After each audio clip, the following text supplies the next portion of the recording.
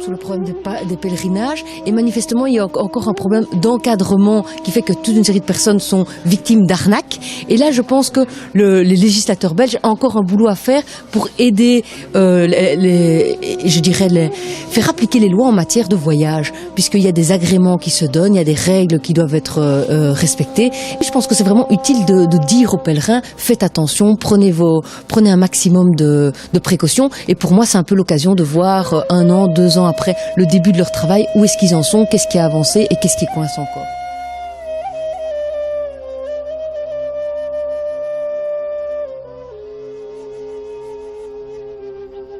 On est parti en 2006 au pèlerinage avec une agence, un groupe d'enseignants. C'était les vacances scolaires. Donc c'était en 2006, c'était pendant les vacances scolaires. Et on a eu des promesses qui n'étaient pas tenues du tout, et ce qui fait qu'on a porté plainte aux commissions de litige, on a porté plainte au ministère, on a été soutenu par plusieurs membres du gouvernement et tout ça, qui nous ont poussé à les faire. Heureusement qu'on avait notre bon de commande et qu'on avait payé par virement, donc on n'a pas payé cash, et c'est ça qui a fait qu'on a gagné l'affaire, et depuis lors, on avait décidé de faire une association pour la défense du pèlerin. J'ai eu une très très très grosse déception, suite à ça une petite dépression en 2010, et c'est à la suite de ça que j'ai rejoint l'association, et je suis motivée parce que je souhaiterais que d'autres pèlerins ne connaissent pas ce que j'ai connu, parce que je me suis retrouvée à me préparer pendant 2 mois et finalement je suis pas partie. Et donc c'était terrible. On a eu vraiment des problèmes catastrophiques à la Mecque. Et depuis lors, quand on est venu, on se met d'accord, on a créé l'association. Et l'association, il n'a aucune aide de n'importe quel organisme. C'est nous-mêmes que nous cotisons ensemble, que nous payons le loyer, notre électricité et tout qui suit si on doit faire une rassemblée comme aujourd'hui, on doit se cotiser, on doit tout faire de nos poches.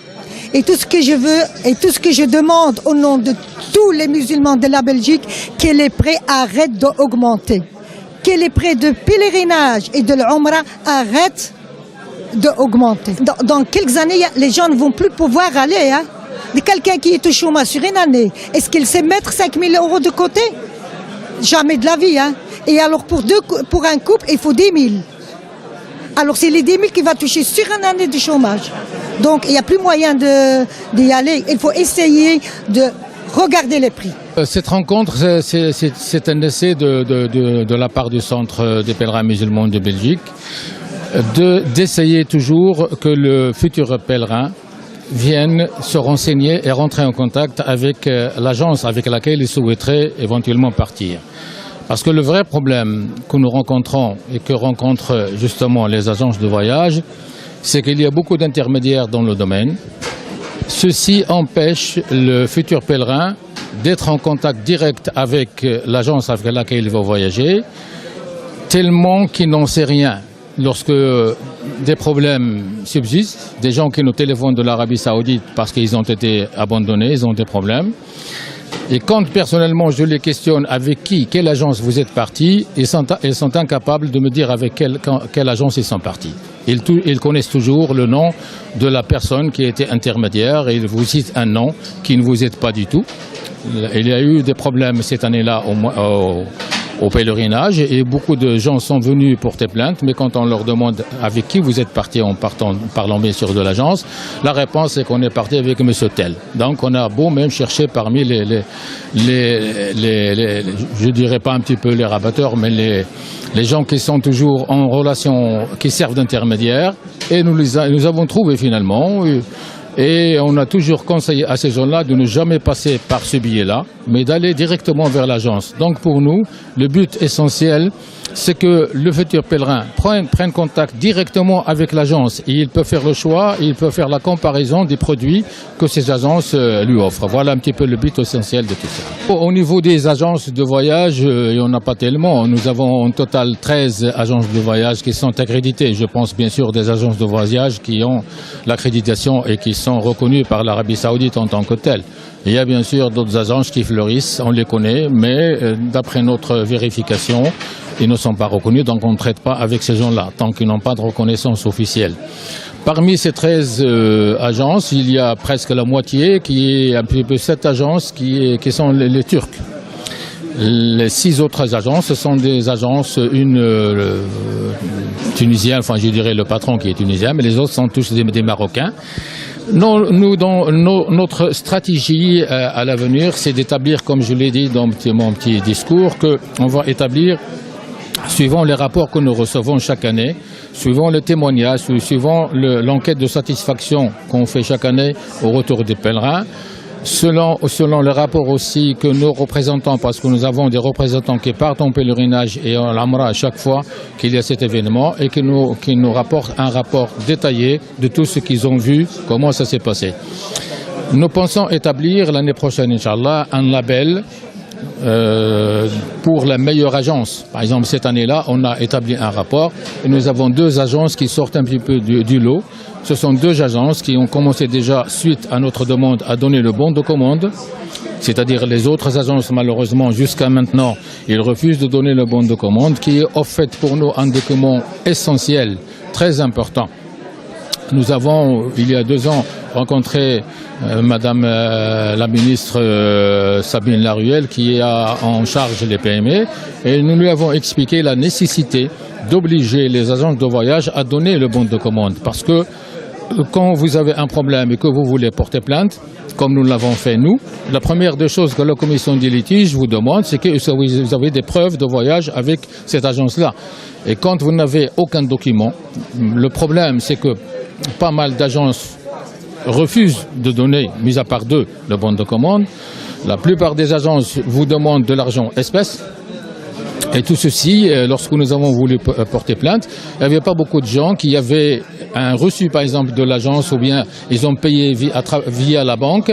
Non, les gens viennent, la personne qui se charge, le rabatteur vient chez eux, il met l'argent dans sa poche, il touche sa commission et verse le dû restant à l'agence.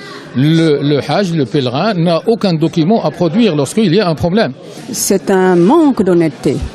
Parce que ce soit leur gagne-pain, je comprends fort bien, et qu'ils doivent gagner de l'argent, c'est certain, mais de là à faire du mal comme ça à des gens, à des milliers de gens, c'est insoutenable. Vous auriez imaginé, avant d'avoir eu cette mésaventure, que ça se passait, ce genre de choses-là, surtout pour un tel voyage? Non, j'avais eu des petits échos, mais rien de concret. Mais là, je dois dire que je l'ai vécu à mes dépens. Vous en avez fait vous-même la propre expérience? Ah oui, c'est sûr cela. Quel message avez-vous pour les personnes qui se préparent pour aller à la Mecque, vu que vous avez vécu cette mésaventure? Bon, on va dire en quelque sorte vous avez été consolé puisque vous avez été à la Umrah. Qu'est-ce que vous donneriez, vous, comme message aux futurs pèlerins qui se préparent pour ce voyage de la vie? Je leur dirais tout simplement d'être très prudents, de ne pas se fier aux apparences et de bien se renseigner. Et justement, cette association est là pour ça. Nous pouvons les aider à mieux choisir et éviter certains problèmes. On sait qu'il y a beaucoup d'arnaques. Oui, c'est très connu. Très connu. Moi, je connais des gens qui ont payé leur argent et ils n'ont jamais vu la Mecque. Ils sont restés à Zaventem.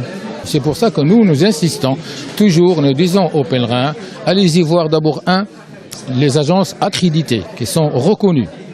Ça, c'est un.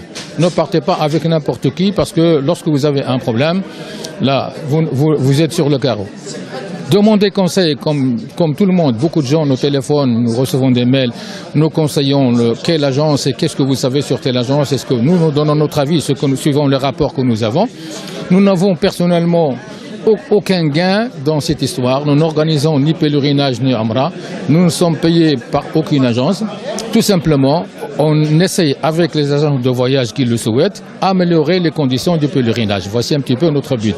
Donc la prochaine étape, notre nouvelle stratégie, c'est d'essayer de transformer cette association en une institution, une fondation internationale, qui aura pour but justement de s'occuper non seulement du pèlerin, la formation, les guider, les orienter, mais aussi créer au sein de cette fondation un institut qui va former les accompagnateurs. Alors donc quand vous avez entendu que c'était un centre des pèlerins, ça vous a mis en confiance? Vous préférez vous adresser à une association comme celle-là où vous sentez plus? Oui, j'aimerais bien comme ça parce que tu es bien à l'aise, bien protégé. Quoi. C'est pour ça qu'on est là. Donc avant de réserver, bien réfléchir et prendre son temps et se renseigner sur l'agence qui organise ces voyages.